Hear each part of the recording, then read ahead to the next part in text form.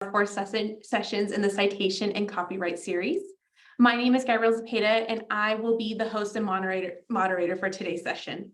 Today's session is copyright and fair use for graduate students. Our guest speaker today is Emily Johnson, and she is a scholarly communication librarian with the John Peace Library. Today's session will dispel common copyright myths, discuss the differences between copyright law and intellectual law property, and explore common copyright questions. I will now hand it over to Emily. Great, thank you. So hi, everyone. I'm Emily. As Gabrielle said, I work at the John Peace Library, and I'm going to go ahead and I'm going to turn my video off to conserve bandwidth, but I just wanted to say hello and then go ahead and share my screen real quick. And if you have any questions and you put them in the chat, I probably am not going to be able to see it, just FYI. So I'll get to those at the end or rely on the moderator to interrupt me if it's something important. Yeah, so thank you guys so much for coming today. I have a few things I want to go over with you all first. So before we get into the content, here is my email. So please feel free. The information I'm going to provide you today is with the copyright stuff. It's usually kind of like you hear it once and then you'll get down the road and you'll start working on something. And then you'll be like, oh, I knew there was something that Emily had said, but it was like 2 years ago that you listened to the talk or whatever. So here's my email.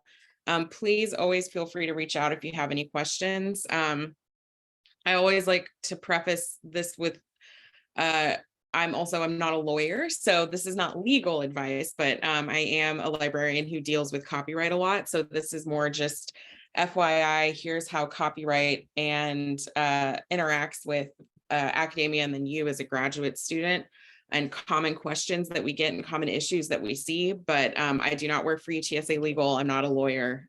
So I always like to preface that too. The goals for today's workshop. So the information that I want to cover. First, we're just going to start with the basics of, what is copyright and what does it protect? Why is it that we're talking about this? How is this important to us as students and as graduate students and authors? We'll talk about fair use, which is something that I bet you've probably heard of before today. So we'll actually define what that is, and then dispel some common copyright myths that we hear out and about. And then we're also going to talk about specifically some copyright things as it relates to your thesis or dissertation. So things to keep in mind when you get to that point in your graduate studies where you are actually writing your thesis or your dissertation, things that we often see that come up. So I'll start with just the basics of, what is copyright, and it's a pretty simple concept. So copyright refers to a section of the US laws. So this is the laws of the United States that protect original works of authorship, and that original works is important. We'll come back to that, but literally copyright means the right to copy, right? So this means that you as the creator of an original work have the exclusive right to say how your work is used. And this exists from the moment that a work is created in a tangible form. And that is important to keep in mind as well. So copyright law protects specific things. So it protects work that are original. That's the most important thing. It has to be something that you yourself have created that's original. It has to be creative. And so what that means, that's a really low threshold, but what that means basically is that it's not like a fact or something like that. We'll get into that. It needs to be fixed in a tangible medium of expression. So that means if you have an idea for something, that's awesome, but that's not copyrightable. So it has to have been put into some kind of medium. So whether or not that's you literally wrote it down on a piece of paper, or you created a presentation, or you created a video, things like that, that's when it becomes copyrightable. And this applies for things that are both published and unpublished. So for instance, if you come up with this great idea for a novel and you write the novel, but it's not published anywhere, it's still just your manuscript, that is still protected by copyright law from the moment it was created. That's a common misconception as well that I try to make sure people understand, is that you do not have to register your copyright with the Copyright Office, which we'll talk about that in a second, in order to have the legal protections of copyright law. It exists from the moment you created it. You have the right to then basically seek damages or something later on if it's violated. So what copyright law gives you as the creator or the author of an item is it gives you the exclusive legal right to say what happens to your work. So that can mean a variety of different things. The most common ones are, no one can reproduce it or copy it without your explicit permission. They can't distribute it. They can't perform it. They can't create a derivative work from it. So they can't use it as like the basis of something that they're creating without your permission, unless it falls under a copyright exception, which we will also get to that. But just the basis of the law before we get into the exceptions is that, again, it protects you as the creator. So it helps to protect creative works and make sure that people are still like I guess what am I trying to say? The law exists to protect creators and to allow for creativity and for new works to be created without you having to worry about it being stolen or something like that. So we talked about the kind of basics of what items are copyrightable. And so that means that almost anything you can think of probably can be copyrighted.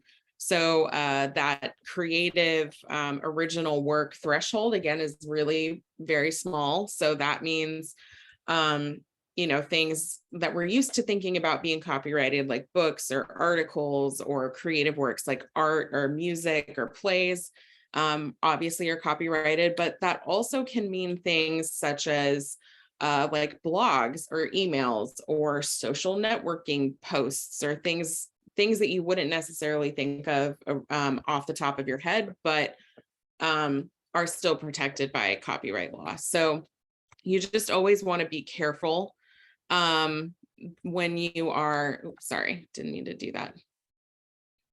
Oopsie, there we go. You just always want to be careful when you are finding things online that you're reusing, and just remember that it could be copyrighted, and it probably is. Just because something is available for free online and you're able to quickly copy and paste it into a document doesn't mean that it's not copyrighted. So you still need to make sure you understand how copyright works. And this list is not exhaustive by any means. This is just an example.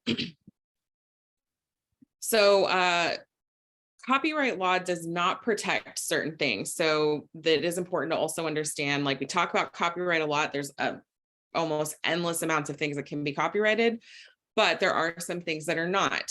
So the things that copyright law does not protect are things that are factual.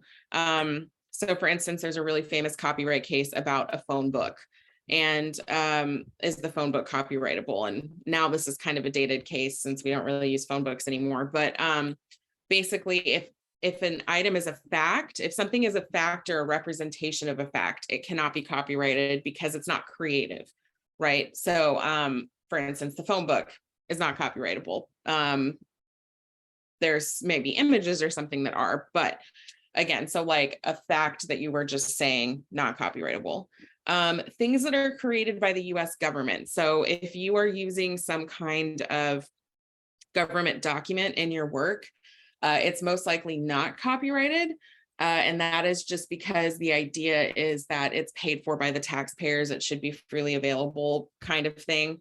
So this does come up often in our line of work, because if you are using government sources or government documents in your work, you usually don't have to worry about copyright protection with those. There's of course, always exceptions to everything. It could be that someone's a government contractor and maybe there is copyright on it because they work for a company or something. But in general, if it's like the US Treasury Department puts out a memo or something, it's not copyrighted. Again, if it's not fixed in a tangible form or some other kind of expression, or if it's just an idea or a concept, that's not copyrighted because it's not fixed in a tangible medium. And then items that are in the public domain are not covered by copyright. And the public domain is something we'll go over in a second. But I always want to make sure that I mention to researchers that you want to remember that copyright is just one aspect of intellectual property law overall. Copyright exists next to patent and trademark law. And I don't know much about patent and trademark law. I'm not going to talk about it. But you do want to remember that just because something isn't copyrighted doesn't mean that it might not have protection under some other kind of intellectual property law. And patents do come up quite a bit in research, and that's something that you want to make sure that you keep in mind. And the other thing that I like to mention is that we talked about how copyright does not cover factual items, right? So if you're just simply representing a fact, that's not something that you've created. That's just a fact. So it's not copyrighted. Simple data, like data itself and simple representations of data are not copyrightable. So the idea behind that is if you have a data set, as long as it is just you are simply relaying the data that you have discovered, that might not be protected under copyright. So you want to be careful about sharing that, I guess. And again, that's because the idea is that when you're conducting some kind of experiment and you're not creating data, right? You're conducting an experiment, you're discovering a new fact or a new truth or something like that. And that in itself is not creative. The way that you represent that data could be creative. So if you create like an infographic or something like that, that's a different thing. But the actual raw data itself are not copyrighted. That's just an interesting little tidbit that I always like to mention. And this is a very simple, I see the question about what about data that's collected to be published. It gets complicated. But the actual data itself, like if you were talking about just the data file itself, is not protected under copyright law. That usually doesn't cause any problems, but I just like to mention it because if you end up sharing that in some way, you want to understand how the IP works there. And so copyright protection has changed over the years. It is, based in US law. And so of course, Congress changes those laws as time has gone on, and copyright's been around a long time. So the question of how long copyright lasts can actually be kind of tricky depending on when the item was created. So as of right now is the way that the law stands is anything that was created after January 1st, 1978, that has been published. The copyright on that lasts for the life of the creator plus 70 years. So it'll last for 70 years after the person who created it died. That is a pretty long time. Of course, the copyright protection is based on the date of which the item was made. So if you are dealing with an older item and you're not sure if it is still copyrighted, it might be a little tricky to figure out how long that copyright protection lasts. So we have this chart here that kind of represents, the year of an item and how long the copyright term is. And you can see that just over time, it's gotten longer and longer and longer. If you are unsure how to figure out if something is still copyrighted, you can always reach out and we can talk about it. But generally, it is life of the creator plus 70 years. So copyright registration comes up a lot. I see we actually did have that question of how do I copyright my work? So this is a common misconception because back at some point, I think until the 1970s, to have copyright, you actually did have to register it or you had to put a notice on it or something like that. That is not required. So there is the US Copyright Office. They do deal with copyright registration and claims. You do not have to register your copyright with the Copyright Office in order to have the protection of copyright law. However, it's not a bad idea to do it. If it's something that you've created that you really want to make sure that you're protecting, It's definitely not a bad idea to register it with the Copyright Office. It's a pretty simple process. We'll talk about this related to your dissertation in a second. But it does make it easier for you to pursue litigation if someone does violate your copyright. It's easier for you if you have registered it with the Copyright Office. So I just like to mention that. Not required, but not a bad idea. So I mentioned the public domain a second ago. So the public domain refers to creative works. It's actually not in the law anywhere. It's just this phrase that's kind of come up over the years. This refers to works that are free to use in any way because they're not protected under copyright or any other kind of intellectual property. And an item can enter the public domain in a couple ways. The most common way is that the copyright on it has expired. So, as I said, currently the law is life of the creator plus 70 years. So 70 years after I die, the works that I've created will enter the public domain. There's a lot of really famous works already in the public domain due to the date at which their copyright expired. Some, common examples are, that's William Shakespeare. So Shakespeare's work is all in the public domain. Pride and Prejudice, other famous novels are in the public domain. That's why you see all sorts of like Pride and Prejudice and zombies and all those kinds of movies and stuff created off these works because there's no copyright to worry about anymore. An example of one that entered the public domain recently was George Gershwin's Rhapsody in Blue. That was a cool thing that people were really excited about because it makes it easier to reuse. Items in the public domain also include those that do not qualify for copyright protection. So that would be like US government works. Or there's a thing called Creative Commons, which we unfortunately don't have time to go into, but you could choose to place your item in the public domain as the copyright holder, basically say, I'm relinquishing my copyright to this work because I want it to be reused and etc. And there are certain licenses that you can attach to your work that allow you to do that. So just know that's an option. We don't have time to go into it today. And so what that means is there are items in the public domain that you can reuse the entire copyrighted work without fear of infringement. So this comes up when people are working, you're doing your research or you're writing things, or if you are like historians, often, you don't have to worry about it as much because the things that you're using are in the public domain. So just important to keep in mind if you're trying to identify the copyright of an item, you can feel more confident about reusing it if it's in the public domain. So I'm talking about the public domain as if it's a place. It's more of a concept. There is no like database because there's no like one central registry of items that are copyrighted, right? Because there are, I would guess, billions and billions of copyrighted work because it's a concept that happens the moment you create something. So there's not like a central public domain database anywhere. There's not anywhere that you can see a list of works that are all going to expire in 2023 or whatever.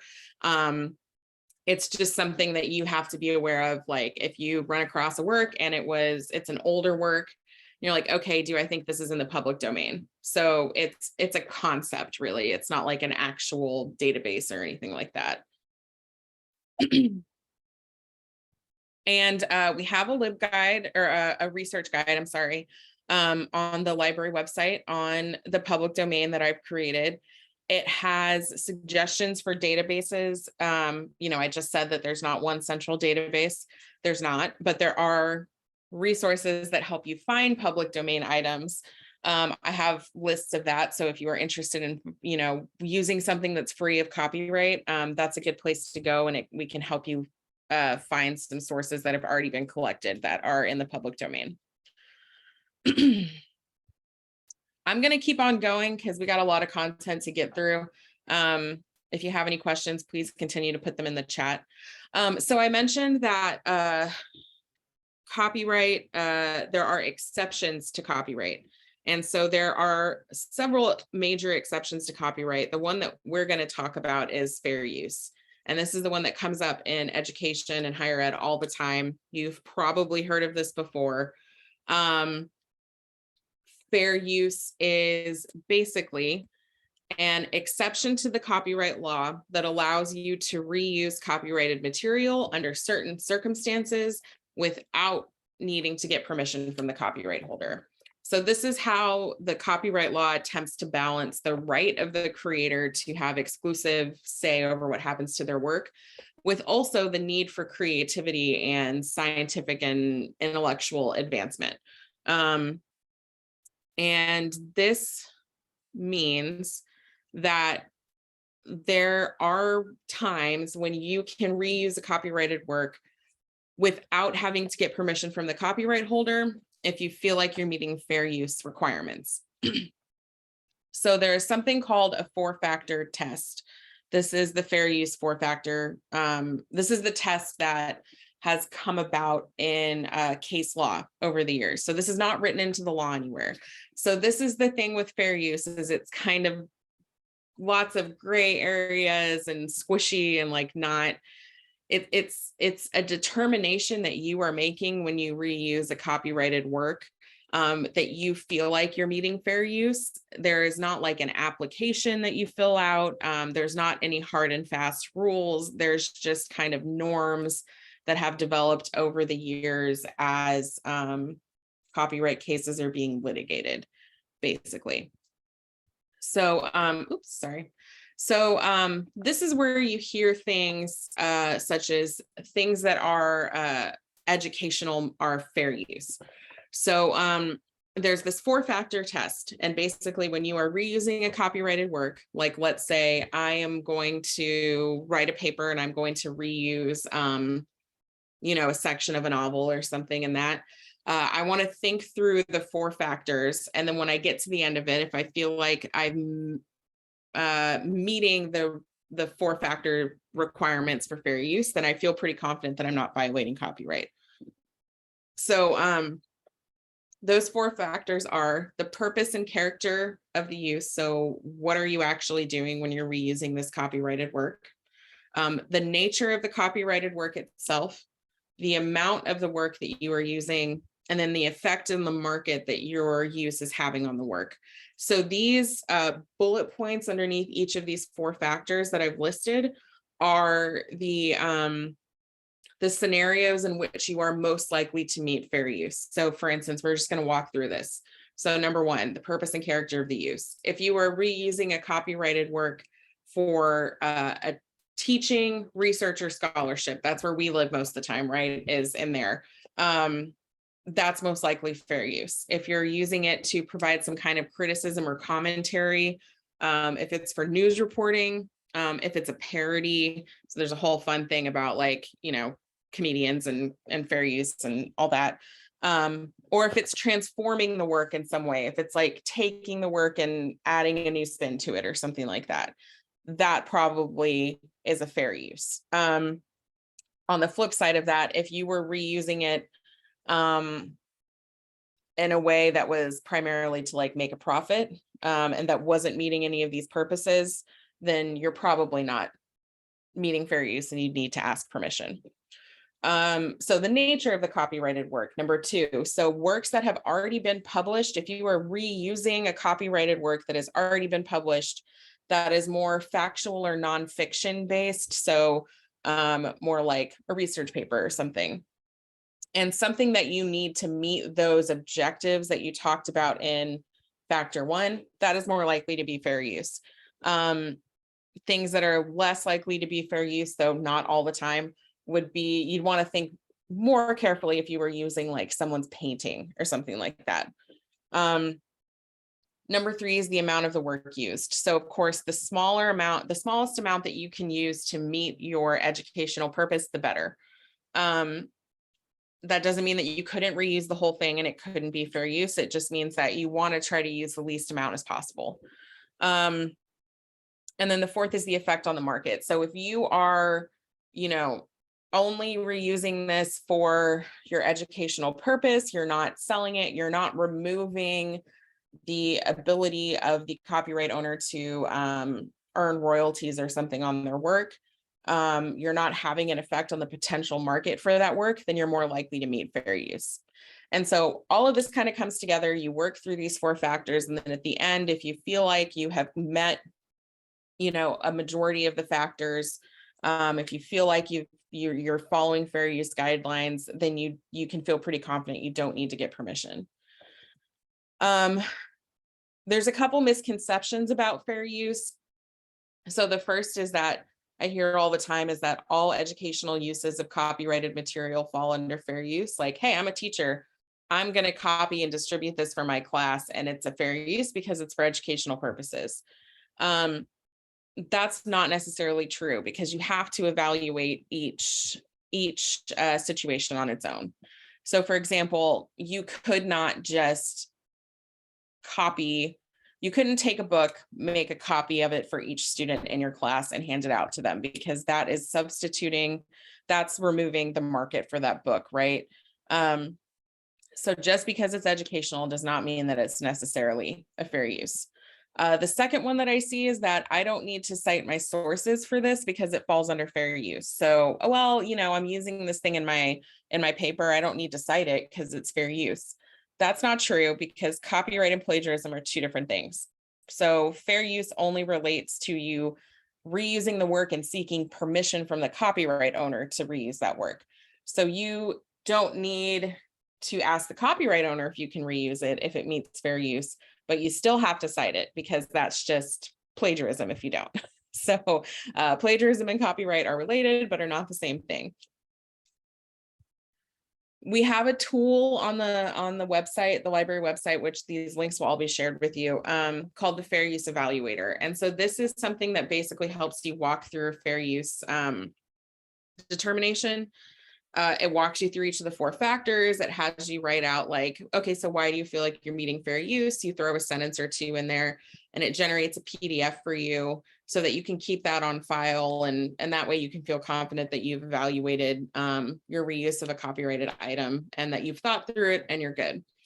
And again, the thing with fair use is that it's basically on us to make a determination as we're reusing material that it is fair use.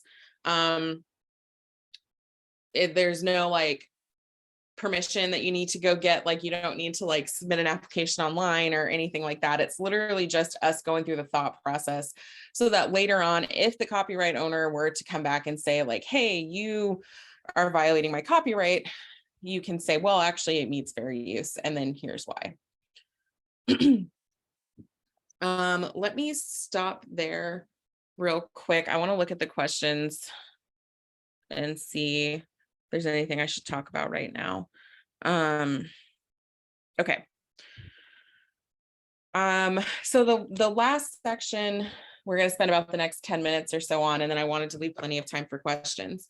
But I wanted to talk about specifically copyright and then your thesis or dissertation. So as graduate students, I'm assuming that most, if not all of you, are going to be writing a thesis or a dissertation at some point. So there are certain specific things about copyright that you want to keep in mind. I'm pulling a lot of this from this document that the graduate school provides this to you when you file your thesis or dissertation with them. I pulled a lot of this from here because honestly, Kenneth Cruz is a well-known figure in copyright and libraries. And he can say this way better than I could. So I pulled out some of the concepts from this document that you're going to be provided, or you might have already seen, to go over, and then you will have access to it as well. But just so you know, this is where I'm getting a lot of this information from, is from Kenny Cruz. And his stuff is all great. So I think just generally like a few things that it's good to know up front before you get way too far down the line writing your dissertation, is that you want to understand how copyright works early on, so that when you get to those deadlines, you're not running into issues and causing delays or causing yourself unnecessary stress. So most important thing to remember is your dissertation is protected under copyright law. So you are most likely, barring some crazy circumstance that I can't think of, as the person who wrote your dissertation, you are most likely the copyright owner when you write it. You get to decide how your work is published. And then the works that you are including from other sources are most likely also copyrighted, right? So any work that we're using is most likely protected under copyright law unless it's in the public domain, as we discussed. But that means you'll want to make sure you understand if you need to get permission, or, think through if it's a fair use and all that. You need to understand that you're going to be using copyrighted works in your dissertation and that you have a responsibility to make sure that you're taking that into consideration. And you also want to make sure that you keep any copies of agreements, and we'll talk about this.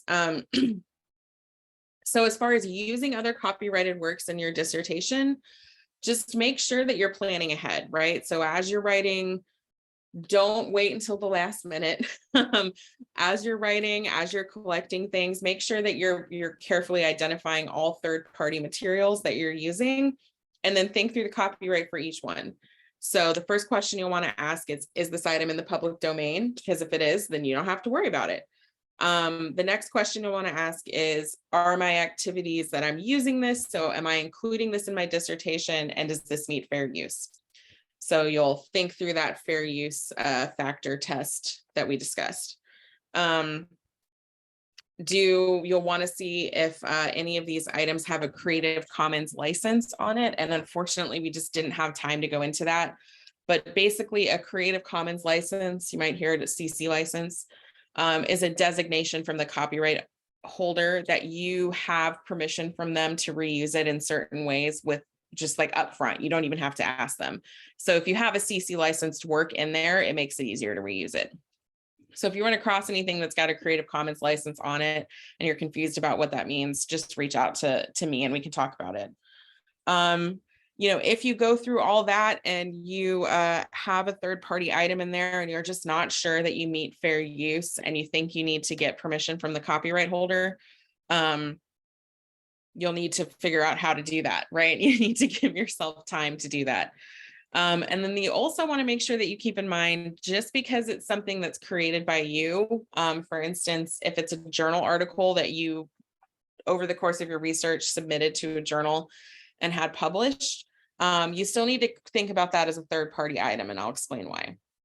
And the reason that it's important to do this early is because, of course, getting permission can take time, and you don't want to delay anything based on copyright permission. As I said, you most likely own the copyright to your dissertation when you created it. It's not a bad idea to include a proper copyright notice on your dissertation so that people know that you own it. I think that the grad school has guidelines for how they like you to do that in their formatting. You might want to consider registering your claim with the Copyright Office, just because it is your work. When you file with ProQuest, which the grad school helps coordinate that for you, they have a service where they will register it for you with the Copyright Office. So just know that you can take advantage of that in one fell swoop if you want, while you're going through all of your graduation requirements at the end. That's something that you could do, and it's definitely not a bad idea. So I want to mention, this is my last slide. I was talking about how you'll want to consider any work that you've created and previously published, even though you've written it. You'll want to consider it a third-party material, and here's why. So this comes up all the time.